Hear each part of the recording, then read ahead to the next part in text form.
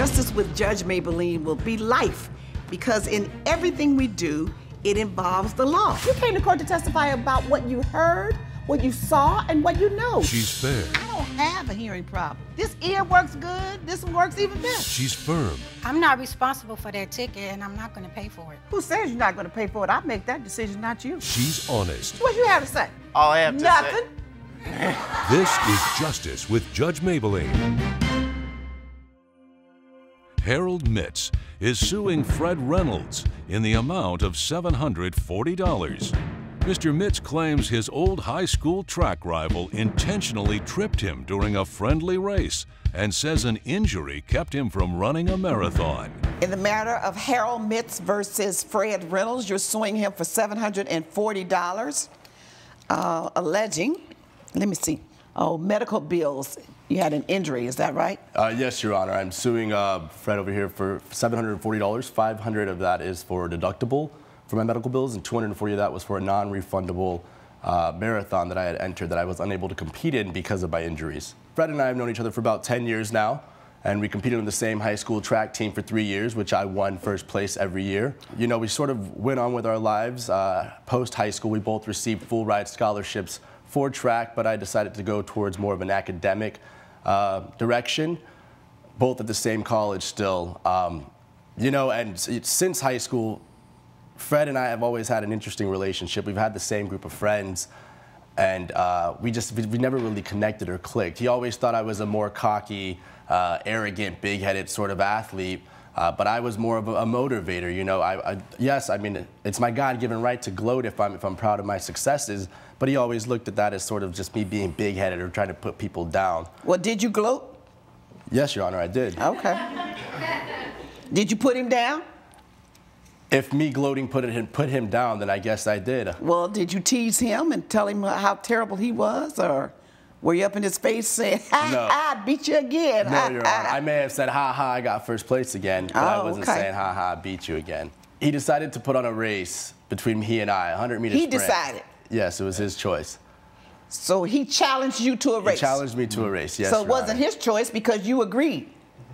It was a mutual agreement, There yes. you go. So defendant challenged you to a race, and you accepted the challenge? Correct. 100-yard dash? Yes, 100-meter dash, yes. 100-meter. And, you know, prior to the race, there was a group chat started, and there was a couple of text messages back and forth. I'm sure you can understand how animated it got between the group of friends. What did the text say? The text messages were saying that, you know, you better watch your back, boy, or I'm coming after you. Who was saying you better watch your back, boy? This was Fred. So the text messages from Fred were saying to you, you better watch your back. Correct. I'm coming for you. You're going to lose, things of that nature. Okay. The day of the race, I'm about 3 feet ahead of him, and, you know, I throw up my hands. I'm celebrating because I'm already about to win the race. And Fred comes up, runs up behind me and kicks me in the ankle, drops me to the floor and break my ankle. Hold on. Oh. So you're 3 feet ahead of him. Correct. Okay. You have crossed the finish line, not quite crossed yet. Just crossing. And crossing the finish line. And you stopped for a second to pose and throw up your hands and say, I got you again? Yes, Your Honor. Okay. And then he kicked my ankle, sprained my ankle. So then he came up across the finish line. And then right behind me. And kicked you in your ankle. Correct. And what happened to your ankle? I sprained my ankle. And you haven't been able to run for a while, right? Yes, Your Honor. About 3 weeks. Okay. And the $500 is the medical deductible for the sprained ankle? Yes, Your Honor. And the $240 is the entry fee for the marathon? Yes. What marathon? I entered a marathon. I am studying physical therapy, and I also private train other athletes in my spare time. So I like to, you know, challenge myself as every competitor does, you know, to keep, stay on my toes. And so when was this marathon supposed to take place? It was a week after, the race. And you knew that you had to do this marathon? Correct. But you accepted the challenge from Fred? Just as practice. I thought it'd be easy workout, you know, beat him really quick and then have a nice warm-up. Okay, let me hear your side. Okay. Because I know you got something interesting to say about this. Yes. So, as he stated, I challenged him to a race only because he was smack talking me. He doesn't ever let me have my own light.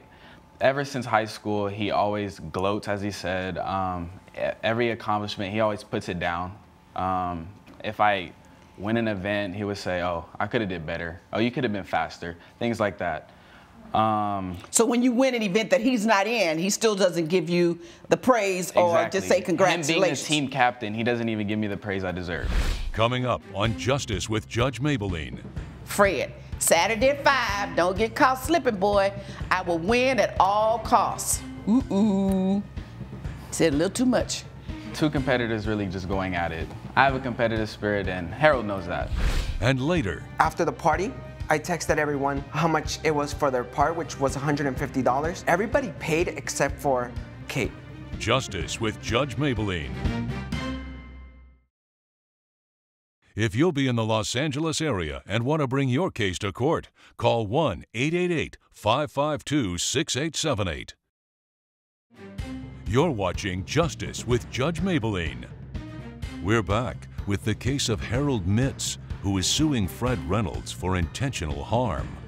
So you guys do events where he's the team captain and you win and he's not running and he still won't congratulate you? Exactly. He's my, you could say he's the team captain. I don't really see him as that just because. You said that, I didn't. Well, I'm just saying, like, that's what the team considers him as. Your Honor, this was in high school. Go on. That's what the team considers him as. So are we in high school or out of high school? This is out of high school. We're in college, actually. So you're in college still running track? Yes, I'm still running track, and he's doing his own training and stuff like that. Oh, so he's more of a trainer. Yes, but he wanted to compete with me for some reason. Well, I asked him to compete because of the text messages from the group chat. What text messages from the group chat? I have it right here. Well, he says you were sending him text messages saying you better watch your back. Well, Your Honor, if you just look at it, he... Did you both send each other? He provokes me, actually. This is from Harold. So I heard Fred did good at the meet this weekend. We all know I could still beat him with my eyes closed. So you there was a race prior to this and you and you ran well. Yes. And he's saying I could still beat him with my eyes closed. Exactly. Okay. And Fred's response is, can't stand me getting a little bit of shine, can you? Exactly. And then another person chimes in, ha ha. Then Harold chimes back in, Jeff knows, ha ha, just speaking facts, but you're right, good job, man. Well, he did say good job, man. Okay. Then you come back, nah, man, let's settle the score this weekend at the high school track. You think because you had a good weekend you can beat me now? Don't get embarrassed. That's Harold. Fred, Saturday at 5, don't get caught slipping, boy. I will win at all costs. Ooh. Said a little too much. Harold, you asked for it. We'll get the boys to watch. I need an audience. Fred, you think this will be easy, huh? Don't let your guard down. I will win at all costs. Two competitors really just going at it. I have a competitive spirit, and Harold knows that. So what Harold failed to mention was that while we were racing, yes, he indeed was winning. But before we crossed the line, he got into my lane and slowed down and threw up his arms. So before he crossed the finish line, though he's 3 feet ahead, he moved over into your lane. And slowed down as well. Threw up his arms, and that caused me to step on his ankle. I'm running my heart out, not really focused on why he's in my lane. I'm just trying to get past the finish line. Track is something that I love to do. Because at that point, he wasn't at the finish line. Exactly. So every now and then, people come to the finish line, him slowing down, you could have perhaps gone and beat him. Because until you cross the finish line, you haven't won the race. Exactly. Okay. So that's when you tripped him. Yes. You teared his ankle and you said it was accidental. Yes. All right. Now, see, there's a witness here. Mr. Jeffrey Stratton. Is that you where it says Jeff? The ha-ha? That's you? Yes, Your Honor. Okay, what do you have to say? So I do agree Harold was wrong for stepping on his lane. But that's just his personality. He was doing that whole cocky, I'm about to win. He was about to cross the finish line. But Fred, he had more than enough feet. He was ahead of Fred by 3 feet. But Fred had more than enough time to move out of the way. So I think he did it on purpose. So you're saying Fred was supposed to move out of his lane and stop running? Yes. That's not the way a race is run, and you know it. Thank you. Yeah, sit down. You know, I know a little bit about track. Sit down. I know a little bit about track. No, Your Honor. They don't know, Your Honor. Your Honor. You don't have to say a word. Okay. Hush. Just be quiet now. Be quiet. You do not go into the other runner's lane. You assign lanes and you stay in your lane, and you know it. That's the one sport where it's the word "stay in your lane" apply. Stay in your lane. You're 3 feet ahead of him. He's running his heart out. You know he's running to try to beat your behind, so he's sped up a little even more because you're ahead still. So he's really hustling hard trying to get up there to keep you from winning, and you step over into his lane and stop? No. He didn't have to slow his speed at all to keep from running into you because your butt shouldn't have been in his lane. And you know it. So the next time you're going to pause and brag, make sure that you could have stayed in your lane and done that. Why'd you have to cross over into his lane? Your Tell Honor, me why you crossed into his lane instead of staying in your lane and say, ha ha, man, I got you, and then show out. I had every reason to. I mean, why did you cross in to an his lane? officiated race, yes, you don't step in the lane, but this wasn't an officiated race. This was just a race that he wanted to throw in our old high school track. Why did you step into his lane? I was already winning. I had won the So race. why couldn't you stay in your lane and do your little pause and do your little victory dance? Hey, gotcha, man. Gotcha. Again. I wasn't even paying attention to me switching into his lane. Now, you're a track coach, aren't you? Yes, ma'am. And you've been teaching track and training track stars since you left high school, have you not? Yes, Your Honor. And good sportsmanlike conduct in track is to do what? Stay in your lane. There you go. Judgment for the defendant. Judge Mablean has ruled in favor of the defendant. The plaintiff's claim has been denied. I still think you did this on purpose, but I'll look past it for now.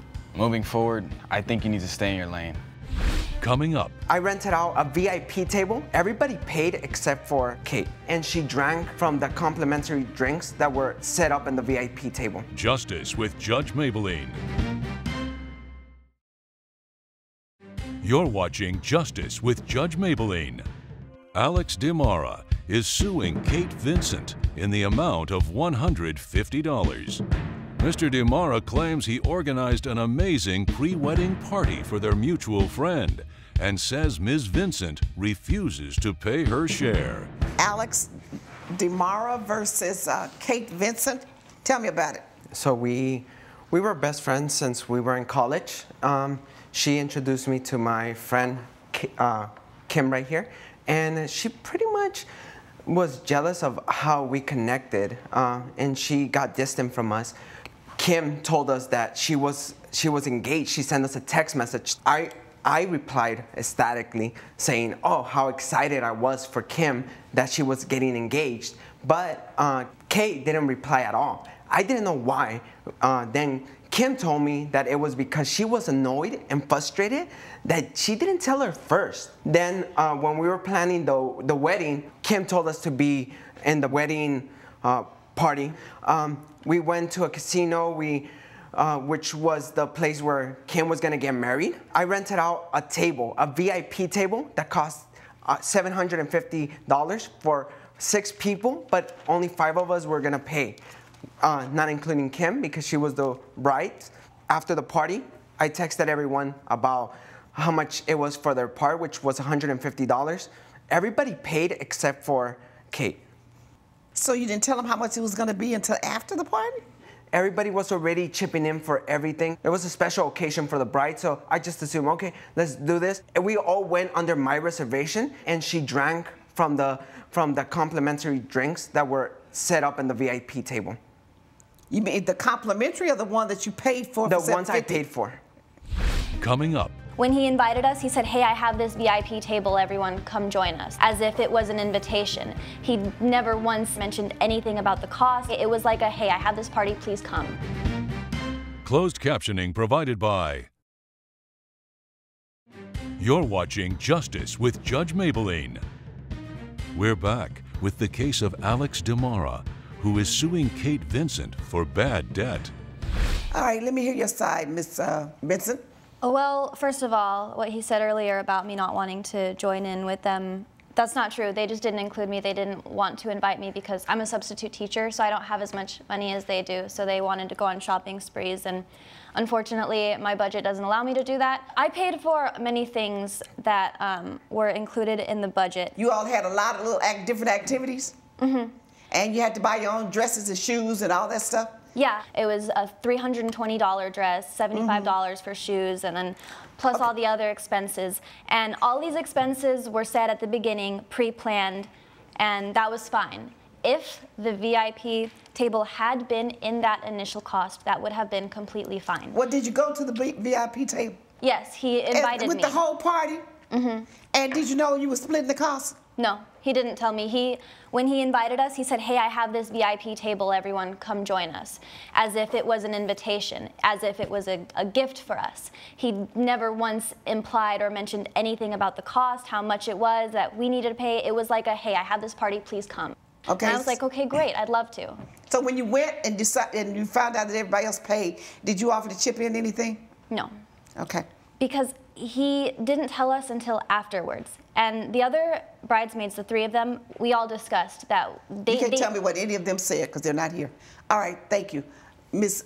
Smith, you're the bride. You caused all this ruckus. What's your problem? To be honest, I didn't even want to be involved in this in the first place. I'm really only here because the court told me that I have to be here and to support my two friends. Oh, because obviously. You got that subpoena, huh? Were you there? Yes. Were you part of the discussion about who was going to pay for this VIP table? Yes, I was in the group chat. And I do understand that he should have told them the price before. What did you send out to people before when you asked them to join and for this VIP table and party? What did you say to them before? I just told them if they wanted to come to join a VIP table, that we were going to put it under my name. Because I just assumed everybody was going to chip in because we were already doing that in the first place. Why did you assume that? We were already sharing all the costs. Judge Mablean's verdict when Justice with Judge Mablean returns.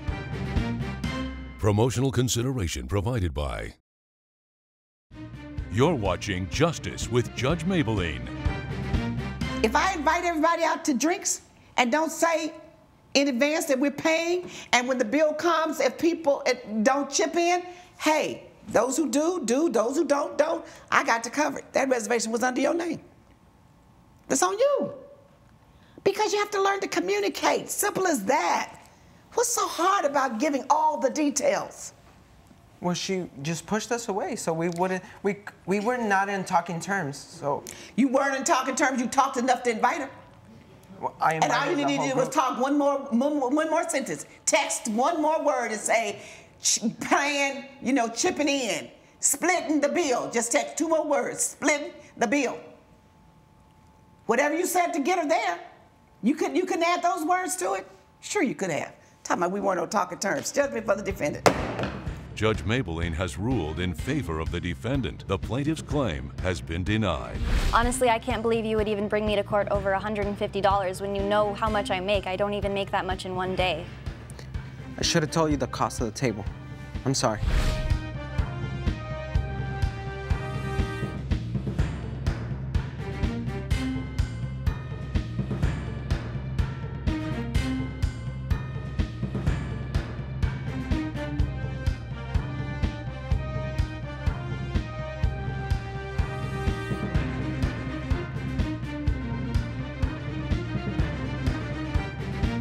This has been a production of Entertainment Studios.